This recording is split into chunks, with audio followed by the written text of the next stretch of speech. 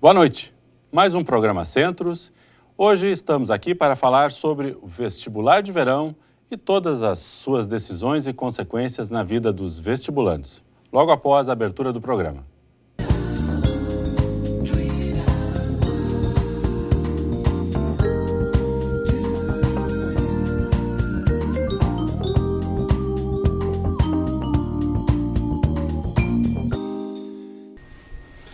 Bem, nosso tema de hoje, então, é o vestibular de verão. Na verdade, a palavra vestibular, ela vem carregada com outros sentidos hoje em dia, né? Já não é mais um processo seletivo só no vestibular.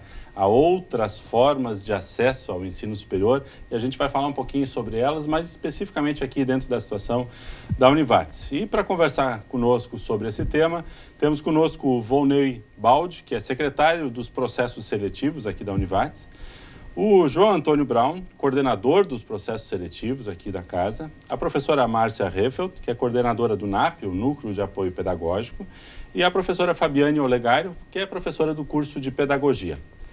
Bom, quando a gente fala em vestibular, e a gente tem aí um histórico, né, não só na Univates, mas cada um dos telespectadores tem suas experiências pessoais, familiares, né, com o vestibular, a gente olha para trás e vê que o vestibular mudou muito nos últimos anos, principalmente nos últimos anos. Por que se dá essa transformação? Para que caminho nós vamos, professora Márcia?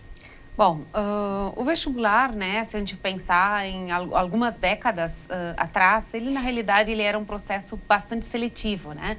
Hoje eu diria, né, não só na Univates, mas em todas as instituições, ele é um processo muito mais classificatório, né, do que propriamente seletivo. Uhum. Existe além dos outros processos que se tem hoje.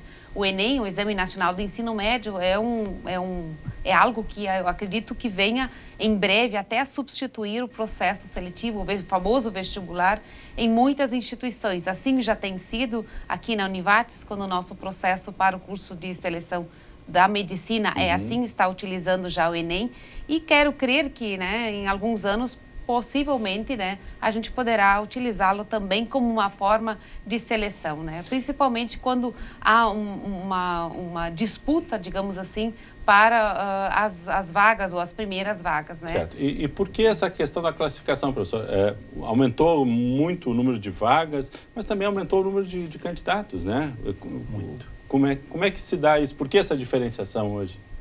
Bom, acredito, assim, em primeiro lugar, que o número de vagas também a gente tem aumentado nas instituições. O número de pessoas também que procura as instituições de ensino superior, se a gente for pensar, comparado a anos atrás, né, a gente tem esse acréscimo do número de alunos, né, em condições de cursar o ensino superior. Isso também tem acrescido, né? Mas também as vagas, as opções, porque hoje nós temos muitos mais cursos, né? Nós temos mais opções de cursos, né? Então, isso faz com que a disputa, de certa forma, seja menor do que em outros anos. Certo. Mas essa questão do Enem, ela faz com que o aluno tenha que se preocupar com o processo seletivo ao longo de todo o ensino médio, não só na data do vestibular, né? João, também tem experiência nisso? Sim. Na verdade, na Univates, uma questão prática, desde 2001B, isto é, o vestibular do segundo semestre de 2001, a Univates utiliza o Enem em igualdade de condições com o vestibular da Univates. Certo.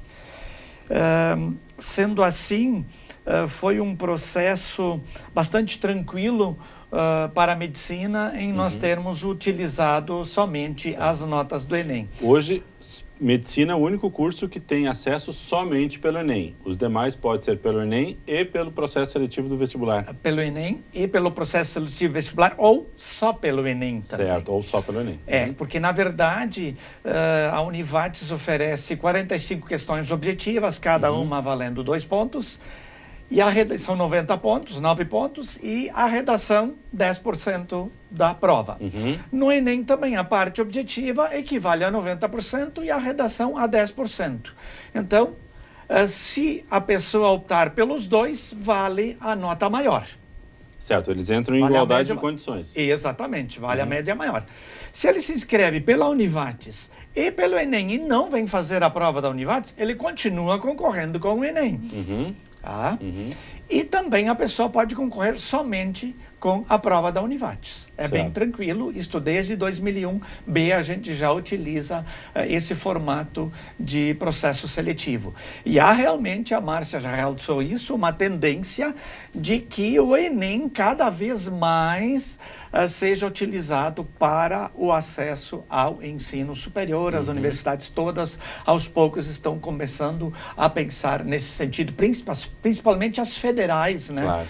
Que a maioria já está utilizando somente o Enem. Por isso a importância de, algum tempo atrás, aqueles questionamentos sobre a lisura, a idoneidade da prova do Enem, por isso a importância de que esse processo seja realmente muito transparente, muito claro, muito correto, né, para que ele possa ser adotado como um critério sem ser contestado em momento algum.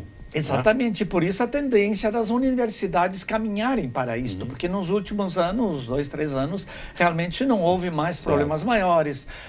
Como é um processo muito grande, né? Os próprios envolvidos com esse processo do Enem foram aprendendo, né? Certas situações que tudo era novidade num processo seletivo tão grande, tão amplo, inclusive para quem acompanha notícias, inclusive no exterior, e algumas universidades já estão aceitando o Enem como um processo seletivo. Em determinados cursos, também ressaltando isso, né, em determinadas universidades e com determinados cursos, nosso caso aqui em especial com a medicina também, há um problema de espaço físico, né? Porque nós temos tantos candidatos que vêm para fazer a prova, né? Nós não teríamos espaço para, eventualmente, acomodarmos todos. E isso também é um problema, né, de logística em outras instituições, onde isso acaba acontecendo. Então, também essa questão do espaço físico, né, com a questão da adoção da nota do Enem, também, né, ela resolve essa questão do espaço físico, né? Não querendo eliminar a questão, mas se não tivéssemos outros argumentos, a gente poderia simplesmente também reduzir a nossa discussão ao fato de que todos têm direito ao ensino superior. Todos têm acesso. O processo não tem que ser mais uma questão seletiva de quem entra e quem não entra, mas uma decisão de em qual curso ou em que instituição, mas todos deveriam ter acesso. Pensando nisso agora, me reportei assim, quando nós, né, realizamos, né, o nosso processo. Que era um momento diferente. Era muito diferente, e a gente percebe assim que, se for analisar a questão da família, né, quantos da família, assim, um tempo atrás, iam para o curso superior, né? E hoje a gente percebe muitas famílias de A, B, C, D, né, classes. Enfim, eu acho que cada vez mais o acesso está aí. E é como tu falaste, Sandro, é definir qual é a universidade e qual é o curso, né? Mas isso muda um pouco o olhar ou a relação que o aluno tem que ter com o processo de aprendizado, com o processo de orientação da sua formação em todo o curso e principalmente no ensino médio, né? Sob o ponto de vista da pedagogia, as escolas de ensino médio estão preparadas, conseguiram absorver isso? Foi até interessante uma experiência que nós tivemos agora, né, na quarta-feira, na feira de cursos que aconteceu aqui no nosso centro. E foi uma alegria eu ter participado também, né? Ter recebido estudantes de todo o Vale do Taquari. Conversei com estudantes também do Vale do Caí e também do Vale do Rio Pardo. Né? E uma coisa me chamou a atenção entre várias que nós conversamos. E uma delas, eu acho que vai ao encontro do que tu me perguntaste, que é a questão, assim, lá na escola, a menina dizia, lá na escola nós temos o ensino médio politécnico, em que eles têm na rede estadual essa questão de pesquisa empírica, socioantropológica. E eles fizeram, esse grupo do terceiro ano, fez uma pesquisa em relação às escolas, às EMEIs, Educação Infantil, em que ela teve uma oportunidade de conhecer um pouquinho esse trabalho das professoras de Educação Infantil. E isso fez com que ela se encantasse, né? Então, eu penso que as escolas têm, de certo modo, tentado trazer esse universo, né? Eu acho que o adolescente está muito antenado, digamos assim, né? No seu curso, o que vai cursar, né? Eu vejo por esse viés. E foi inevitável fazer aqui um remember também, quando a senhora coloca essa questão das nossas experiências, do nosso tempo, de como eu me recordo que professores que, de alguma maneira, se destacavam na relação pedagógica ou na relação de sala de aula acabavam influenciando a escolha dos alunos em relação aos seus cursos, né? E quanto uma experiência de uma pesquisa, de uma atividade prática numa área hoje é fundamental para que o aluno crie um certo encantamento com aquela área, com aquele conceito, mesmo que às vezes nem seja da sua formação prévia, né? Exatamente. De como isso é importante criar esses momentos, né, professora? Certamente uma experiência bem vivida, uma área, por exemplo, se ele tiver uma leitura, se ele tiver momentos prazerosos em que ocorreu a leitura, é bem provável que esse aluno possa ir para uma área das humanas, uma área do direito, por exemplo. Se ele for bem sucedido, tiver experiências positivas na área da matemática, da física, da química, ele pode ir para uma engenharia. Ele não deixa de se inspirar no mestre, né, aquele professor que está lá, né? E esse fato de fazer, eu vejo algo positivo na questão do Politécnico, por exemplo, também, no sentido dele poder ver um pouco mais esse aspecto interdisciplinar, porque é isso que ele vai ver também na universidade, né? Ele não vai fazer, tudo bem que ele vai fazer um curso, mas as relações ali são um pouco mais interdisciplinares depois quando ele vem para uma graduação, não é mais uma disciplina tão segmentada, né? E isso também a gente consegue perceber. O próprio Enem suscita com que as aulas sejam um pouco mais integradas, sejam um pouco mais interdisciplinares, né? Até porque as perguntas também na prova do Enem, se a gente for olhar a prova do Enem, elas não são específicas da física, da química, da língua portuguesa, são questões que muitas vezes estabelecem relações entre vários componentes curriculares. Certo. E isso acredito que a escola tem se dado conta e nesse sentido o processo tem alterado um pouco, sim. Isso tem mexido, por exemplo, a escola um pouco. Certo.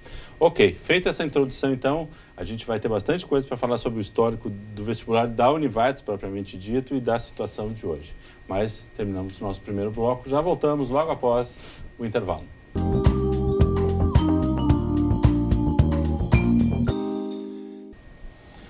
Vamos lá, segundo bloco do nosso programa Centros de hoje, sobre o vestibular, o processo seletivo propriamente dito. Temos conosco, então, o Volney Baldi, que é secretário de processos seletivos aqui da casa, João Antônio Braun, coordenador dos processos seletivos, e as professoras Márcia Rehfeld, que é coordenadora do NAP, Núcleo de Apoio Pedagógico, e a professora Fabiane Olegário, que é professora do curso de Pedagogia. Falamos um pouco da mudança do conceito, né, da ideia do processo de seleção, ampliação de vagas, mas um pouco do histórico de como é que era o vestibular na casa. E aí eu acho que o João pode começar, né, Márcia? Ele é jovem há mais tempo e ele tá envolvido com esse processo já há algum tempo aqui na casa. Como é que era esse processo seletivo? Como é que era? Quantos candidatos, quantos cursos? Como é que era o dia a dia do processo em si? Em 1969, não estava aqui, logicamente. Claro que não. Mas iniciou... Nem eu, aliás. Iniciou a Univates, hoje Univates, como extensão de Caxias. E em 69 começou com curso de letras, 1970 com ciências econômicas e ciências contábeis. 3 cursos. 3 cursos até 1985, porque na época o MEC não liberava com facilidade cursos. Então, em 1985 começou o curso de administração e ciências com habilitação biologia e matemática. E aí, novamente, quase 10 anos depois, em 1994, com pedagogia e comércio exterior. E aí só em 98 e depois 99 com a criação do Centro Universitário Univates, aí sim a coisa começou a crescer e realmente os cursos, hoje nós já temos vestibular para 44 cursos, mais o processo seletivo da medicina, são 45 cursos que nós temos processo seletivo. Então só para termos uma ideia, de 3 para 5, em 94 para 7 cursos, e dali em diante é que a coisa realmente começou a crescer. E estávamos brincando há pouco, como é que se fazia a classificação lá nos anos 70, início de 80, quando não havia a tecnologia à disposição. Hoje é fácil, é tranquilo, o Volney que depois o diga, né, como é tranquilo fazer uma classificação hoje com a tecnologia à disposição. Mas na época as provas todas eram corrigidas com uma grade, né? Tudo manual, uma a uma. Depois a classificação, se cortava uma folha em 6 tiras, né? Isso, 6 tiras. Se colocava o nome da pessoa em cima de todos os vestibulandos por curso em cima de uma tira, e aí se escrevia os pontos que cada um tinha conseguido. E aí se fazia a classificação dessa maneira. Os pontos, ordenando a pontuação. Isso, pela pontuação, e depois era tudo datilografado em 2 vias, com carbono, etc. e tal. Ainda bem que eram poucos cursos, né? Ainda bem que eram poucos cursos, mas isso mesmo também. assim, com 3, 4, 5 cursos, era mais demorado do que hoje, com 45 cursos. E aí toda a conferência, porque é óbvio que, né? A Todo busca cuidado, pelo erro todo zero. cuidado era pouco. Aí em 86, 87, a gente começou ainda com a tecnologia bem inicial, a gente começou a fazer a classificação via sistema. Certo. Ô Ney, só um parâmetro assim, o que é hoje a parte de trás do vestibular? Claro que o aluno vai lá, responde, se inscreve, coisa que nós vamos falar daqui a pouquinho, mas o que é a preparação da estrutura? Bom, quando o candidato chega aqui para fazer a prova, no dia da prova, ele às vezes não faz ideia do quanto já foi trabalhado antes, quantas semanas antes a gente já iniciou todo o processo do vestibular, né? Preparando a sala onde ele vai ficar, destinando exatamente o número de fiscais necessários para que acompanhem durante a realização da prova, para que tudo transcorra, né, de forma normal. A gente já providenciou uma sala para que os professores que vão fazer a correção das redações depois, porque eles fiquem alojados e tenham tranquilidade para fazer todo esse processo. A gente já preparou a prova que ele vai receber, as grades de resposta, que a gente sempre enfatiza, né? Que eles tenham muito cuidado para não rasurar, não marcar 2 respostas no mesmo quadrado, porque vai anular a questão dele. E essa grade é que vai fazer todo o trabalho que o João tinha há alguns anos, né? Através da leitura óptica, a gente tem um scanner, né, que lança todas as notas no sistema, o próprio sistema já, o programa, faz a classificação dos candidatos e tudo com muita seguridade, né, muita eficiência, muita precisão. Né? Hoje, o tempo, a prova acontece num final de semana, num domingo, e quantos dias depois a gente tem já o resultado? Depende um pouco do número de inscritos e também do número de professores que nós temos para fazer a correção da redação. A redação é o que demora mais. É o que demora mais, é um trabalho ainda, né, que o leitor não tem como fazer, o leitor óptico. Então, normalmente na segunda de noite, terça pela manhã... Já se tem a resposta. Às vezes... Acho que é um parâmetro interessante, até acabamos de passar por um processo eleitoral que era algo semelhante, né?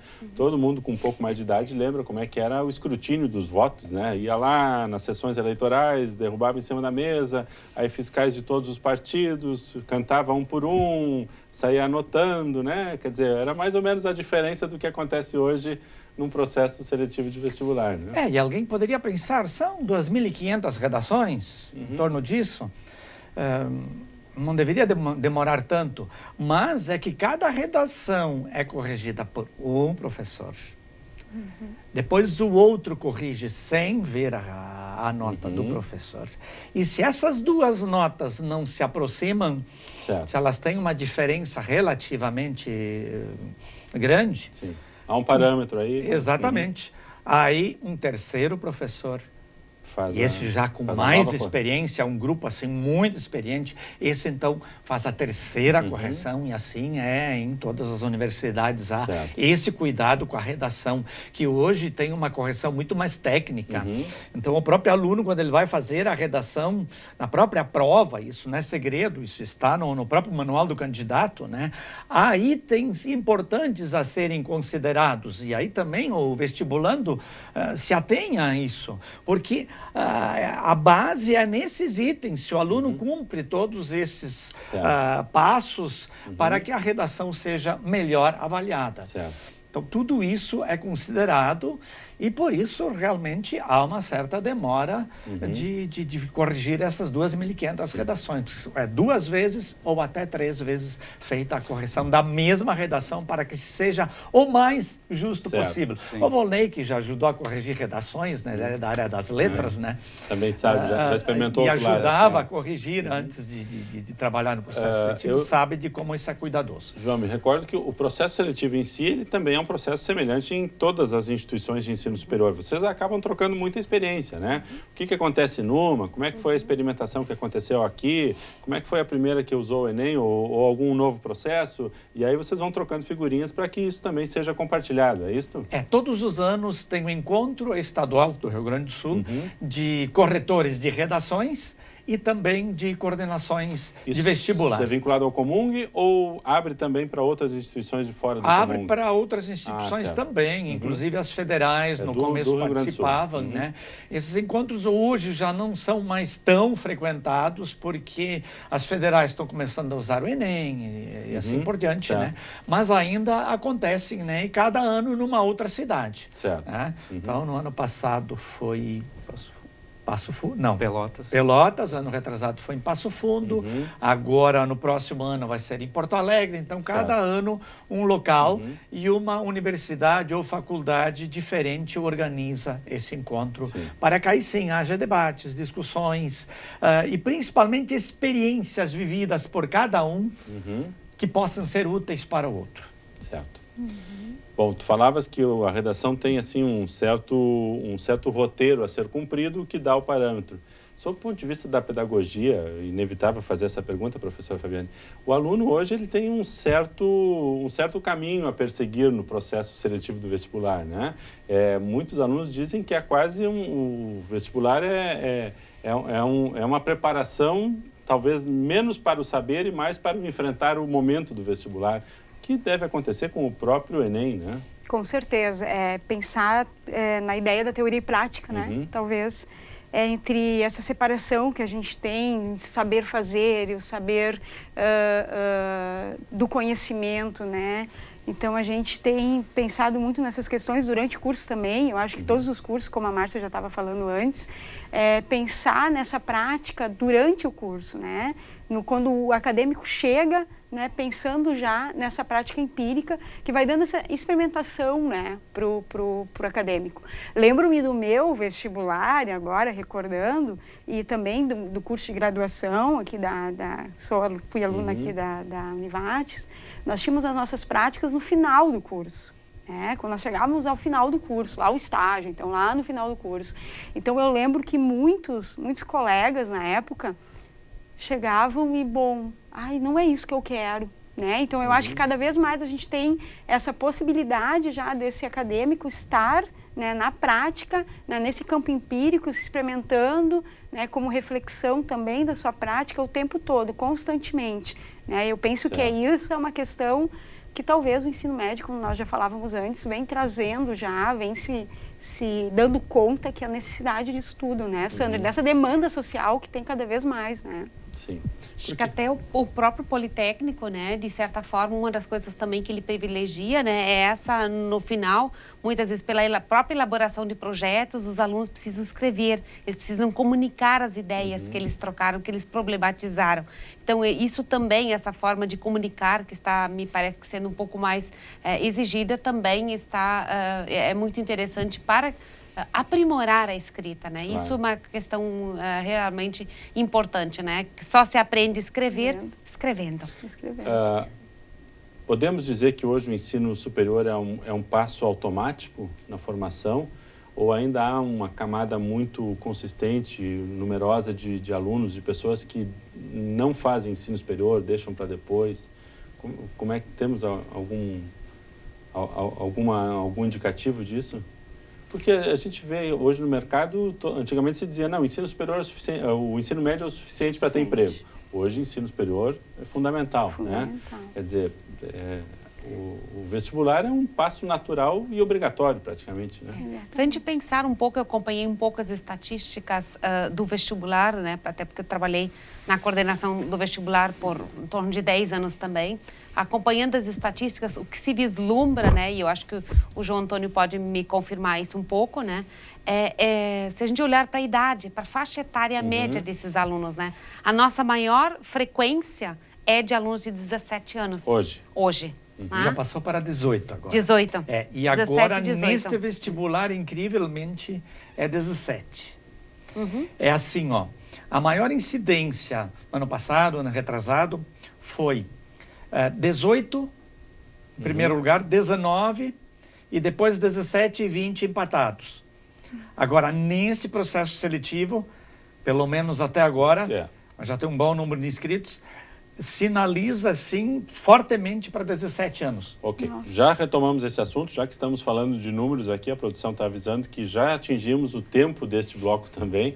Voltamos a esse assunto no início do terceiro bloco e aí progredimos um pouco mais. Já retornamos.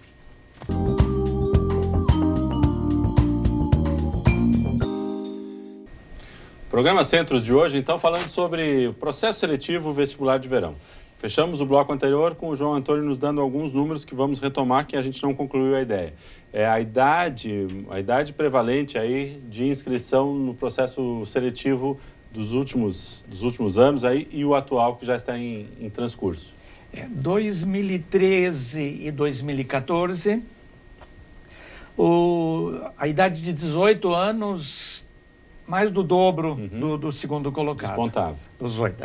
18. Depois 19 anos e 17 e 20 anos empatados. Certo. Agora, este ano, que a gente já tem alguns dias de inscrição, bom número de inscrições nesta primeira semana, 17 anos está com mais do dobro do segundo colocado, que é 18, a idade de 18 anos. Né? Então, não sei se isso vai se confirmar 100% certo. Até o final das inscrições, mas é um número que me surpreendeu de realmente essa idade dar um sinal de estar reduzindo.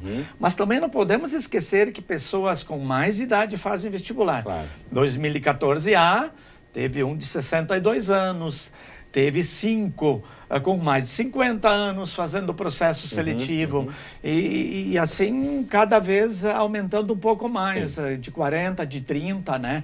Mas a grande percentual é realmente de 17 a 21 anos. Por que esse rejuvenescimento? Ou qual é a consequência disso, professora? Cada vez mais jovens tendo que tomar uma decisão, talvez não definitiva, mas tomar uma decisão, né?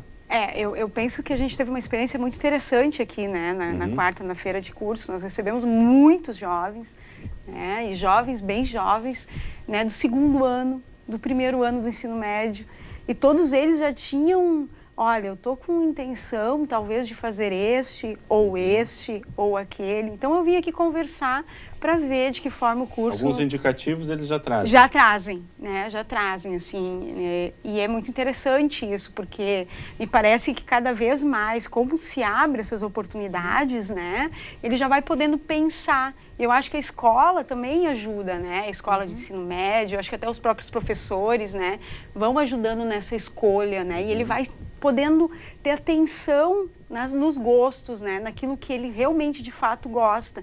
Eu penso que a feira de cursos é um excelente momento, né? E que bom que as escolas atenderam o nosso convite, né? De estar aqui, para que os alunos possam, de fato, sair daqui ou não decididos ainda, ou quase decididos, né? Então, muitos já tinham uma decisão.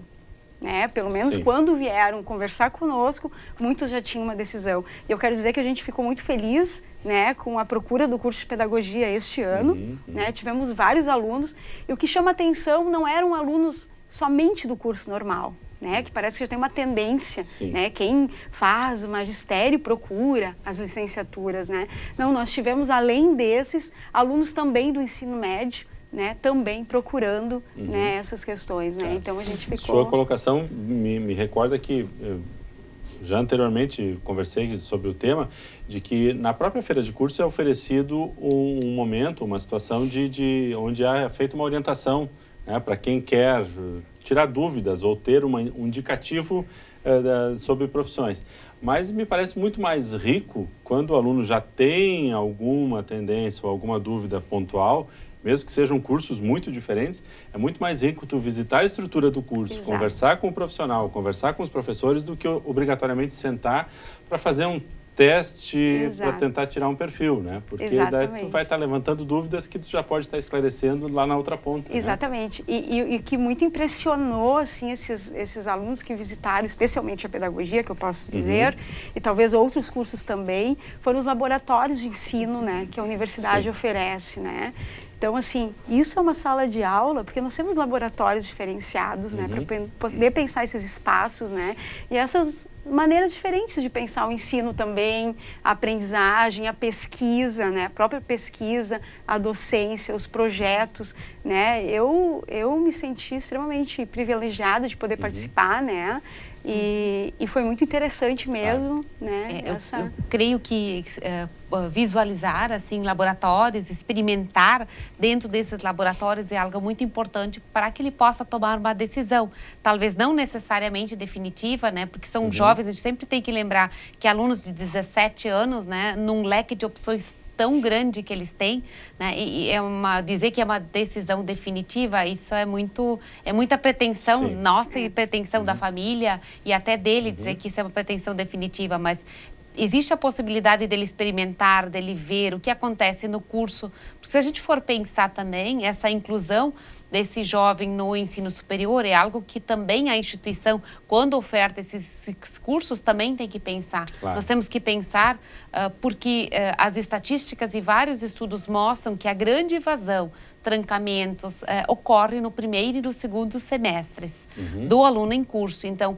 nós temos que realmente estar preparados, pensar, né, preparar os professores, né? A gente sempre olha e conversa muito no núcleo de apoio pedagógico com os professores, quem tem um perfil mais para início de curso, né? Porque nós temos professores que têm um perfil mais adequado para início de curso, então tentar posicioná-los para início de curso, tentar ser o mais carismático possível, o mais assim, ainda meio família, ainda mãezona um pouco, né? Receber, um processo de acolhimento, né? Que é muito importante, né? João, só deixa eu já... Eu tô vendo que tu quer fazer uma observação, mas já te fazer uma pergunta que tu coloca aí junto.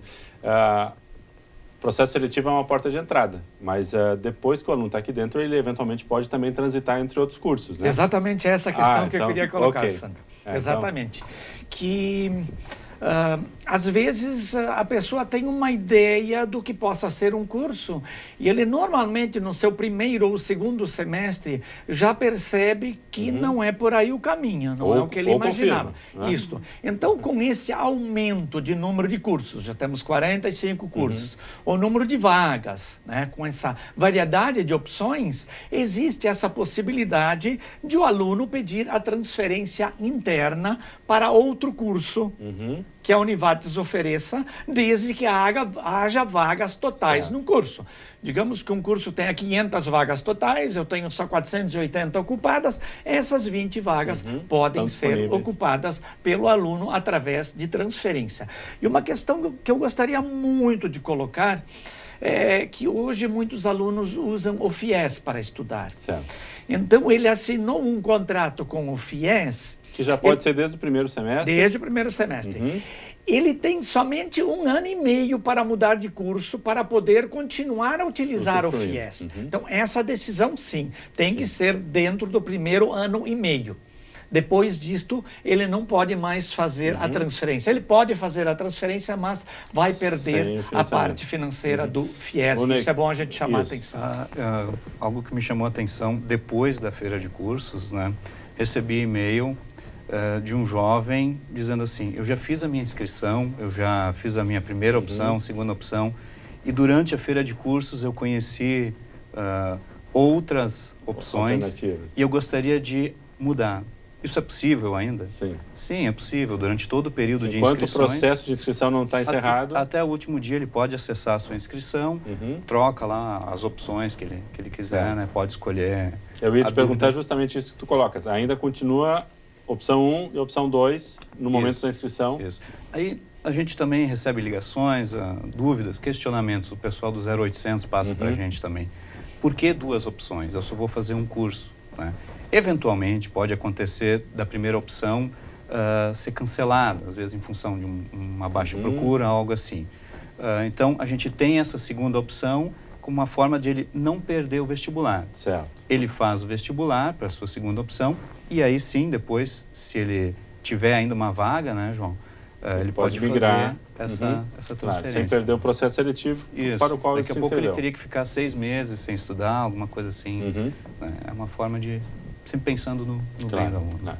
E essas inscrições ficam abertas até as 23 horas e 59 minutos do dia 24 de novembro, sendo que o boleto poderá ser pago em horário bancário até no dia seguinte, no primeiro dia útil 25. depois. Exatamente. As inscrições nesse momento estão abertas até então dia 24 de novembro. Pela internet, 23 horas e 59 minutos, e por isso o boleto somente no dia seguinte, em horário bancário somente. E as inscrições são online, são via sistema, ou via site da Univates. O candidato acessa a página da Univates, tem o linkzinho do vestibular, vai ter lá várias informações, cursos, vagas, dúvidas, mapa para o pessoal se localizar, enfim.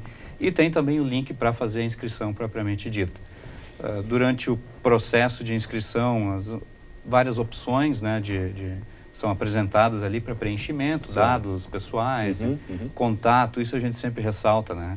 O e-mail que o candidato vai informar, ele tem que estar com o endereço certinho, porque através desse endereço de e-mail ele vai receber tanto a confirmação de que a inscrição dele foi feita, foi concluída com êxito, quanto o boleto para impressão depois para poder pagar a taxa. Além disso, as informações que a gente quiser passar para o candidato, né, são feitas através. A gente está na era em que é mais importante ter um endereço de e-mail certinho, bem registrado, do que um número de celular, por exemplo. Perfeito, né? claro. Mesmo que seja indispensável, mas para conseguir se comunicar com um grupo maior, é mais fácil disparar um e-mail do que ficar ligando para cada um. Sim. Então, é inevitável fazer as comparações, né? A gente está indo e vindo, né? Hoje em dia, esse processo ele está muito facilitado, né? Da tua casa, da tua cidade, tu resolve isso, né? Isso, então... Antigamente, a gente... Nem tão antigamente, eu me recordo que um tempo que eu trabalhava diretamente com esse processo, a gente tinha que distribuir os manuais dos candidatos nas agências bancárias das cidades, porque precisava ser feito fisicamente, né? Aí determinada agência nos ligava, ó, terminou os manuais, tu tinha que ir lá levar porque não tinha mais como os candidatos se inscreverem. Mas antigamente, eu me recordo que eu fiz a minha inscrição no vestibular, quando eu fui estudar em Porto Alegre, eu tive que ir fisicamente lá na URGS para fazer minha inscrição. Quer dizer, hoje em dia nada disso mais acontece, né? Se por acaso algum candidato não tiver acesso à internet ou tiver alguma dúvida né, que queira esclarecer durante a sua inscrição, ele pode ligar para a gente, né? Pode mandar o e-mail e continuar a sua inscrição no dia seguinte ou quando tiver a resposta, ou pode vir também até o setor de atendimento ao aluno, um dos atendentes pode ajudar, né? O manual do candidato está disponível também em PDF para baixar. A gente sempre reforça que o candidato leia, porque muitas das dúvidas que eles têm já estão esclarecidas lá, já estão contidas no manual. Né? Ok. Encerramos nosso terceiro bloco, a coisa voa aqui. Já voltamos para o nosso quarto e último bloco, logo após o intervalo.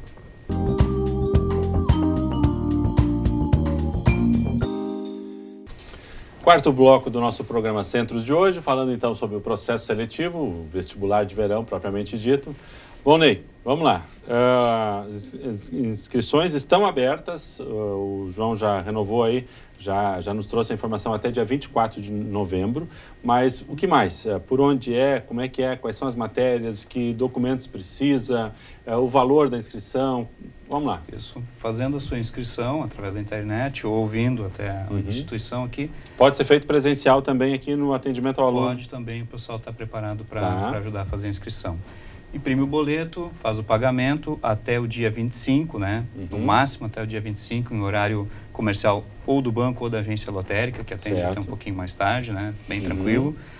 Precisa trazer no dia da prova o comprovante de pagamento da taxa e um documento de identificação com foto, né? Porque a gente, na entrada da sala, para assinatura da ata, possa fazer a conferência, de preferência os documentos que sejam recentes, vamos dizer assim, que permitam a identificação. Então, o comprovante de pagamento e um documento com foto. Isso é fundamental. Essencial. Material para escrever, caneta ali, tinta preta ou azul, né? Lápis e borracha para um eventual rascunho ou alguma coisa no cálculo, tá tranquilo também. A gente pede... A prova é que dia? No dia 30 de novembro. 30 de novembro. Isso, a partir das 13h30 até as 18h30. A gente sempre pede que o candidato chegue aqui com uns 30 minutos, 20 minutos de antecedência, porque às vezes o candidato é de longe, não conhece tão bem o campus, até encontrar o prédio, até encontrar a sua sala, né? Pode dar algum transtorno no trânsito, no deslocamento até a instituição, então sai de casa um pouquinho mais cedo, né? Para garantir a sua entrada. Até porque a gente é bastante rigoroso no momento de fechar as portas para iniciar a prova, né? Depois que iniciou, não tem mais como como acessar. O valor da inscrição? R$50. R$50. Isso. Sandro, apenas para acrescentar, o valor é de R$50 para quem faz a inscrição somente para o vestibular da Univates, também é 50 para quem faz a inscrição somente pelo Enem, e também é 50 para quem se inscreve nos dois. Então, quem fez o Enem, utilize, faça a inscrição. E eu insisto novamente na exatidão do e-mail, porque se ele faz a inscrição pelo Enem e troca a posição das provas ou erra o número lá, essa inscrição está inutilizada, certo? E se ele erra, normalmente vai um e-mail avisando de que ele ainda pode corrigir, né? Então, esse e-mail realmente é muito importante, inclusive para chamar os excedentes depois. Perfeito. Correto? Que, por exemplo, um curso, não vou citar um curso, mas digamos um curso tem 500 inscritos para 200 vagas, né? Esses excedentes que ocuparão as vagas dos que não vieram fazer a matrícula nos dias marcados serão chamados também por e-mail. Perfeito. O prazo para inscrição até dia 24 vale também para o curso de medicina. Não, o curso de medicina é um processo seletivo totalmente separado. Certo. Ele ficou para 12 de janeiro a 26 de janeiro. Então, lá em janeiro. Motivo... aguardar as notas do Enem 2014. Não seria justo, né? Já em março, foi 2011, 2012, 2013, né? Certo. Na metade do ano, novamente, esses 3 anos, agora para o próximo vestibular do primeiro semestre de 2015. Novos. Aí vão ser 2012, 2013 e 2014, que é o que o pessoal... utiliza como... já fez a prova, né? E agora só está esperando o resultado. Não fez a prova ainda. No início, próximo final de semana. Exatamente. Vai fazer a prova e a previsão das notas a início de janeiro. Então, para sermos justos, esse processo seletivo, então, ficou para janeiro. O Ney comenta uma coisa que gostaria que vocês comentassem. Prova vai ser dia 30 de novembro. Cada vez a prova está mais cedo, né? Houve momentos lá atrás que o vestibular era famoso, assim, por mexer no verão das pessoas, né? Fevereiro, janeiro, os federais faziam primeira semana de janeiro, acho que ainda fazem, né? Mas as instituições outras do interior faziam janeiro, dezembro, agora já está pegando novembro. Por que isso? Olha, Sandro, sempre se aguardava, primeiro tinha que ser o vestibular das federais. Certo, para depois fazer... Não lembro por que isso, mas sei que ninguém fazia processo seletivo ou vestibular antes das federais. De 10 anos para cá, creio eu, se foi antecipando e as universidades foram percebendo que ficava bem mais prático, principalmente para os vestibulandos fazerem a matrícula. As matrículas eram em janeiro, fevereiro... O pessoal estava na praia, estava fora, viajando. Então, isso facilitou bastante, porque os que se inscrevem no vestibular, na sua grande maioria, estão fazendo ensino médio. Estão no terceiro no ensino médio. E eles, em final de novembro, até final de dezembro, quase, ainda estão em sala de aula, estão estudando. Certo. Então, essa dificuldade não existe. Então, a maioria das universidades realmente puxou para antes de 15 de dezembro os vestibulares. E tem universidades que já estão fazendo em final de outubro hoje. Certo. Porque essa pressão, esse momento do vestibular acaba caindo ainda dentro do ano letivo do aluno, né? Exatamente. Por isso que alguns são os treineiros, né? Alguns vêm para ver como é que estão, né? E eu penso que... É mais comum na metade do ano. Vestibular de inverno. Metade do ano, E aí eu penso que o quanto é interessante também experimentar antes, né? Até para ver que tipo de questões, né? E como a Márcia dizia antes, essas relações que são feitas, né? Com outras disciplinas, não foco em uma, né? Em um assunto, mas que se relaciona com isso, com aquilo, com aquele outro. E o quanto é interessante, eu estava pensando antes na redação, o quanto é interessante é a leitura, né? Não a leitura propriamente da literatura ou com foco específico na educação ou na área que esse candidato vai escolher, mas assim, uma leitura de mundo, né? Uma leitura que abrange o contexto na qual ele está, né? E, claro, cada vez maior, abrangendo ainda mais, perfeito, né? Perfeito. Está ligado no que está rolando no mundo. Exatamente. Consequências, conexões, né? Eu creio que isso é muito importante, até por isso, né, por exemplo, assim, a gente já se faz o vestibular em novembro, porque o aluno está finalizando o ensino médio, né? A grande maioria desses alunos, a gente sempre fala da grande maioria, do que é o habitual. Então, ele está terminando o ensino médio, ele está habituado a escrever, ele tem o hábito, ou se não deveria ter o hábito de fazer uma leitura. E essa questão de ler o mundo, isso é relevante, porque e é muito importante para que ele possa vir para a redação com argumentos, né? Certo. Isso tem sido uma das falhas, né, que a gente tem visto, né? A falta de argumentos, né, para sustentar opiniões, né? Porque a gente quer na universidade um aluno que seja crítico, que seja criativo, que seja reflexivo. Então, isso é muito importante, essa leitura. Também não adianta, né, nós pensarmos num processo. Vamos passar o processo para dezembro, porque aí eu vou ter uma semana onde eu vou me sentar e vou decorar tudo e vou estudar.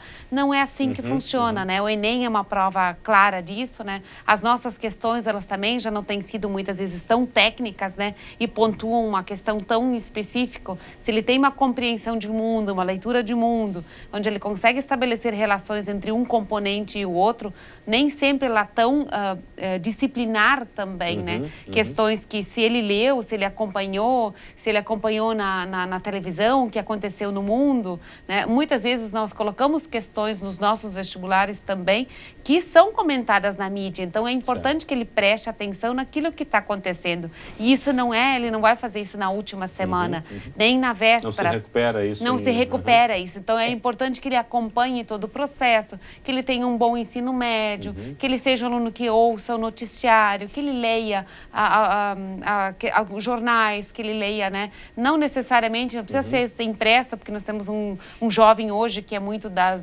mídias, que gosta de digital. Que ele esteja inserido no mundo e não que vivendo no seu mundo.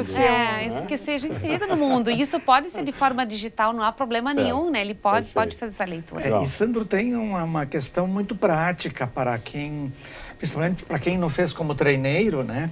Que tem um link no próprio site da Univates e do vestibular que diz provas anteriores. Perfeito. Aí você já tem a ideia de como normalmente é feita uma redação, se é feita em cima de um texto, como é que ela é feita, como é que são feitas as questões. Claro que ele não vai encontrar uma questão repetida lá, certo, mas ele tem pelo menos uma ideia de como é uma prova. Como ele é a pode fazer abordagem, essa prova, lá também tem a grade de... Tem o gabarito. Gabarito. Também, pode exercitar. Sim, e de vários anos, né? Então, certo, ele pode fazer esses exercícios como forma de treino e também de já um processo de se familiarizar com perfeito, a estrutura da prova, né? Claro. Que ela segue uma determinada estrutura e ela é padrão já da Univates. Então, só para a gente fechar agora, teremos a prova dia 30, 2, 3 dias depois o resultado. E qual é a previsão de prazo para matrículas? Isso, matrículas já no dia 5 e 6, 8, 9 e 10 de dezembro. Quer dizer, ainda dentro dos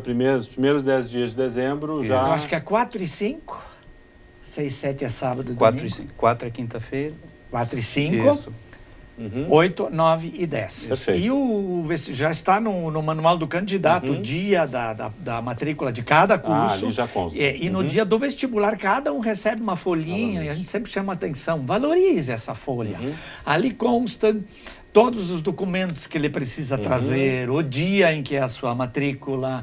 Então, é interessante valorizar isso. No verso, vem a questão dos valores, se alguém não tem ideia sobre isso. Então, é interessante não jogar essa folha fora. Essa realmente deve ser valorizada. Outro detalhe que é de suma importância para o candidato, né?